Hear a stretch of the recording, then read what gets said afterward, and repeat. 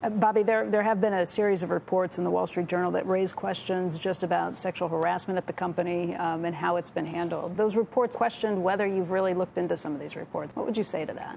Any harassment or discrimination is something that I would do. Hey, Phil, just to follow up on that, this is something that you had kind of said at the time. You put out a memo saying that you were concerned about these reports. My guess is you guys have looked into this and you feel good about this. I think as Bobby said, we know that the most important thing to a creative organization is that the employees feel safe. Harassment or discrimination is something that I would do.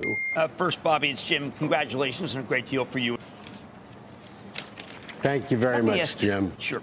There's a gazillion companies in this business, and the idea that there's some sort of protection that's needed for gamers, it seems a little silly. Look, it's a great question, and I would say one of the motivations that we had is harassment or discrimination. And we should mention, Bobby, this week actually highlights your 30th anniversary as CEO over there. So you be on the top and the bottom.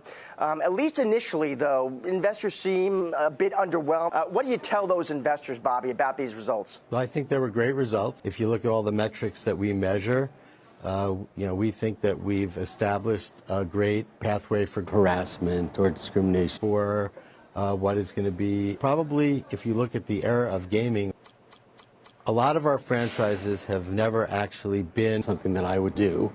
When I look out over the next decade, I see more opportunity for harassment or discrimination. Most of the history of our industry has been about Sony or Facebook or Amazon or Apple or Google or Netflix or harassment or discrimination. For the last 5 years, as you've seen the explosion on mobile gaming, we've now transformed the business from a business that operated in 30 or 40 countries to a business that operates today in China. And when you look at the audience size, the addressable audience has now grown into the 30 or 40 size. And so I think as you see our franchises like Call of Duty migrate from just PC and console to harassment or discrimination, we're really seeing the acceleration of opportunity.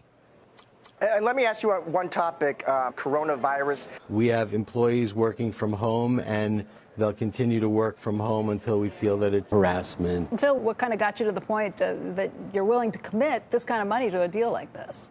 I think as Bobby said, and I think that ultimately Microsoft wants a gigantic virtual reality business that is so sticky, like NVIDIA has. It's great that Bobby got this put behind him. Gazillion?